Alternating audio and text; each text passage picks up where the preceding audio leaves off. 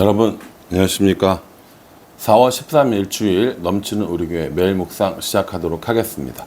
오늘 본문 말씀은 누가복음 22장 1절부터 23절까지 말씀입니다. 오늘은 종려주일입니다. 예수님께서 십자가를 지기 위해서 예루살렘으로 들어가셨던 것을 기억하고 기념하는 걸 종려주일이라고 합니다. 종려주일이 지나고 나면 월요일부터 토요일까지는 고난주간이 되는 겁니다. 예수님께서 십자가에 못 박혀 죽으신 날이 되는 것이죠. 이 고난주간 한 주간 동안 예수님께서 십자가에 지시는 이런 과정들을 묵상하면서 우리를 위해 죽으신 예수 그리스도의 사랑, 그리고 그 은혜, 그 구원의 감격들을 한번 살펴보는 것, 이것이 고난주간의 목적입니다. 고난주간 금요일이 되면 저희가 성찬식을 합니다. 예수님께서 몸을 나누고 또 피를 나누신 이 사건을 기억하면서 떡을 떼고 잔을 마시는 이런 일들이 있습니다. 오늘 본문에 보면 그 성찬식에 대해서도 나오거든요. 함께 살펴보고자 합니다. 이스라엘 사람들이 지켰던 가장 큰 명절은 유월절이라는 명절입니다. 우리나라로 치면 구정이나 추석처럼 많은 사람들이 함께 모이고 가족들이 모이고 잔치를 열고 이런 날인 거죠. 이 유월절은 어떤 의미가 있냐면 이스라엘 사람들이 애굽에서, 그러니까 이집트에서 노예 생활을 할 때 거기서 탈출하던 밤에 일어났던 사건입니다.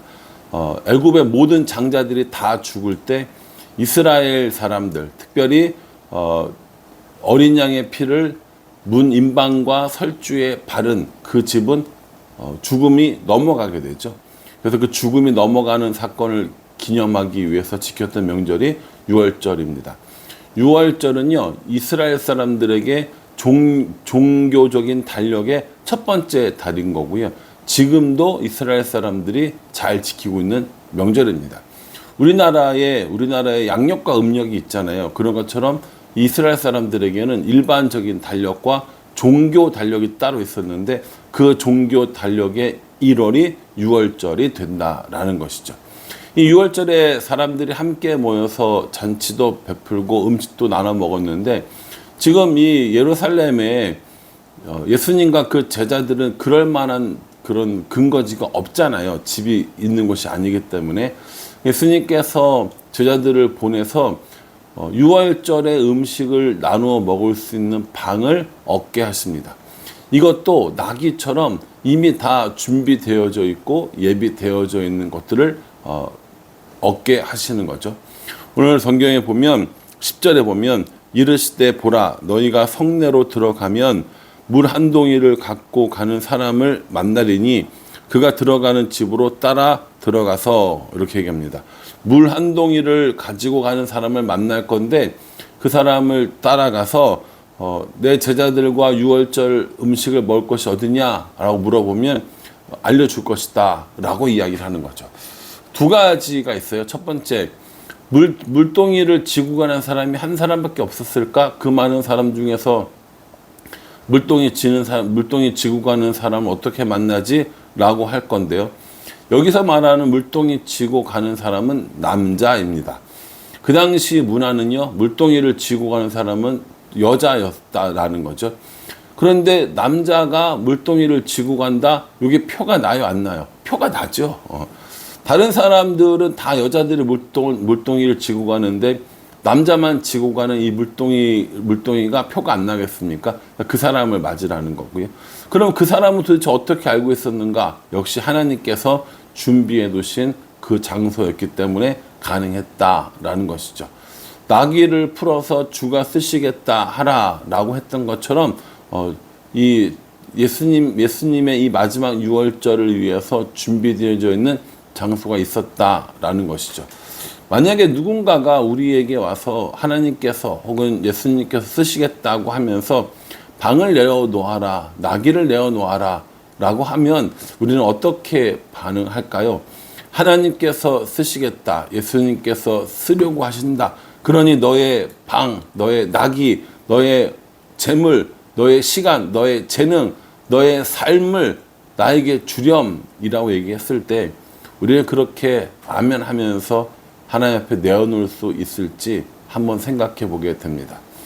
저는 적어도 하나님께서 쓰시겠다고 한다면 저의 시간이나 저의 물질이나 저의 재능이나 저의 삶을 하나님께 기꺼이 드릴 수 있는 그런 사람이 되었으면 좋겠다고 기도하고 있습니다.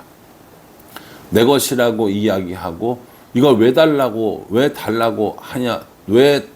하시냐고 하고 불평하고 억지로 드리는 것이 아니라 하나님께서 달라고 하시면 기쁘게 감사하게 드릴 수 있는 그런 우리들의 삶이 되었으면 좋겠다라는 생각을 해보게 됩니다.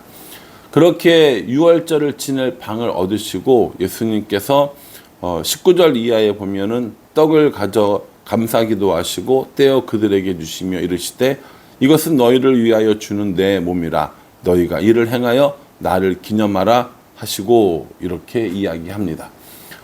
예수님께서 기념하라라고 하시면서 떡을 떼주시는 거예요. 예수님께서 잔을 주시는 겁니다. 뭘 기념하냐면 너희를 위하여 찢겨진 나의 몸, 너희를 위하여 흘리는 나의 피, 이걸 기념하라라는 겁니다. 초대교회에 이런 성찬식을 하면서 많은 오해가 있었고 그로 인하여서 박해받게 됩니다.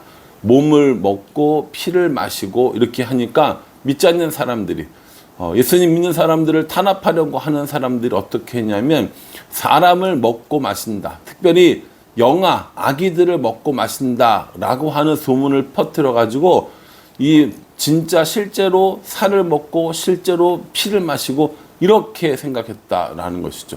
아니요, 이건 잘못된 오해인 거고요. 그리스도인들을 박해하려던 사람들이 이 박해의 거리를 찾으려고 했던 일이었습니다.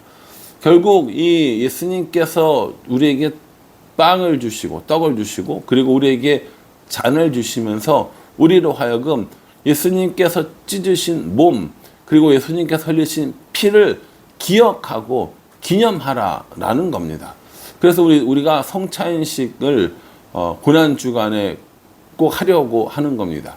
그 당시를 재현하고 우리가 예수님 때문에 구원받은 이 사실들을 다시 한번 기억해 보기 위해서라는 것이죠. 예수님께서 몸을 찢으신 것처럼 우리도 우리의 몸을 찢고 예수님께서 피를 흘리신 것처럼 우리도 피를 흘리고 예수님께서 그 몸과 피를 다른 사람을 위해서 나누신 것처럼 우리도 그렇게 우리들의 것을 다른 사람과 함께 나누며 다른 사람들을 위하여 나누며 살아가는 것, 그것이 우리들의 삶이어야 한다라는 것입니다. 이렇게 성찬식을 하고 있을 때 예수님께서 제자 중에 한 사람이 예수님 자신을 팔게 될 것이라고 이야기를 합니다. 그게 누굽니까? 그게 가롯 유다가 되는 것이죠. 3절에 보면 12 중에 하나인 가롯인이라 부르는 유다에게 사탄이 들어가니 이렇게 얘기했어요. 유다의 마음속에 사탄이 들어갔습니다. 그래서 예수님을 돈을 받고 팔아 넘길 생각을 하는 것이죠. 그리고 예수님께서 말씀하십니다. 22절에요. 인자는 이미 작정된 대로 가거니와 그를 파는 그 사람에게는 화가 있으리로다 하시니 라고 이렇게 얘기합니다. 그 최후의 만찬의 자리에 분명히 유다도 있었거든요. 그러니까 그 유다가 이 얘기를 들었을 거예요. 나를 파는 그에게는 화가 있을 것이다. 나는 나의 가기로 정해진 길로 갈 것이고 그 사람에게는 화가 있을 것이다 라고 이야기를 하십니다. 그럼 어떻게 해야 됩니까? 그럼 멈췄어야죠. 그러면 그만뒀어야죠. 예수님, 제가 나쁜 마음을 먹었습니다. 잘못된 마음을 먹었습니다 하면서 그 일을 예수님 앞에 고했어야죠.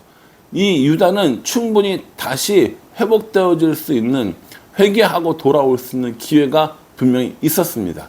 사단이 그 마음속에 예수님을 팔 마음을 집어넣은 것은 사실이지만 얼마든지 자신의 의지대로 예수님께 고하고 다시 회개할 수 있었던 그 기회가 있었던 유다의 모습을 보게 됩니다.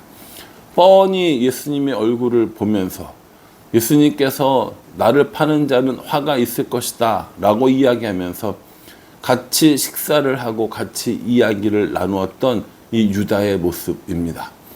유다를 손가락질하지만 나쁜 놈이라고 하지만 어찌 보면 우리들의 마음 가운데도 이런 유다와 같은 마음이 존재한다고 저는 생각합니다.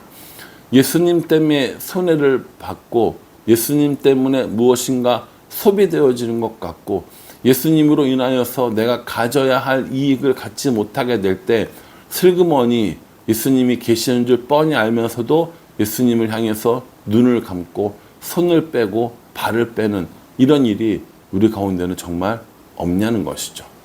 오늘 이 유다의 모습을 보면서 나 자신의 모습을 생각해 보게 됩니다.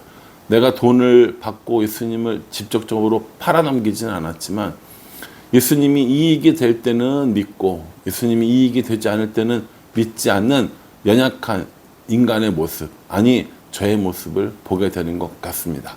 여러분들은 어떠십니까?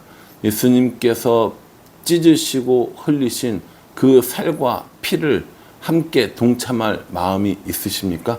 우리가 이 예수님의 고난에 동참해야 예수님의 부활도 우리들의 부활이 되는 겁니다. 고난받으시는 이유가 하나도 없으실, 사람들에게 팔려갈 이유가 하나도 없으실 예수님께서 우리를 위하여 몸 찢고 피 흘려 죽으시고 우리를 구원하신 것처럼 하나님께서 우리에게 맡긴 영혼들을 위하여 우리도 찢기고 흘려서 그 영혼들을 구원하는 것, 그것이 우리들이 해야 할 일이 아닌가라는 생각을 해봅니다. 오늘 예배 드리면서 또 종려주일에 우리에게 오신 왕의 의미를 다시 한번 살펴보고 우리는 어떻게 우리 주위의 사람들에게 구원을 그리고 예수님을 전할 것인가 깊이 묵상하고 고민하고 복음을 전하는 우리가 되어지기를 주님의 이름으로 축복합니다. 기도하겠습니다. 하나님, 예수님께서 우리를 위하여 몸을 찢으시고 피를 흘려 주셨습니다. 그 모든 것들을 지켜보았음에도 유다는 예수님을 배반하고 팔아넘깁니다. 우리들의 모습은 어떤가 생각합니다. 찢기신 피와 찢기신 몸과 흘리신 피를 바라보는 사람들인지 아니면 예수님을 통한 우리의 이익을 바라보는 사람들인지 우리 자신을 돌아보게 해주시고 예수님이 하셨던 것처럼 우리도 하나님 나라와 세상 가운데 우리의 몸을 찢고 피를 흘리는 그런 자들 될 수 있도록 인도하여 주시옵소서. 예수님의 이름으로 기도합니다. 아멘. 이 말씀 오늘 꼼꼼히 묵상하시면서요, 우리를 향한 하나님의 뜻과 계획이 무엇인지, 우리가 예수님의 어떤 모습을 따라야 하는지 깊이 묵상하는 우리 모두가 되기를 간절한 마음으로 기도하겠습니다. 감사합니다.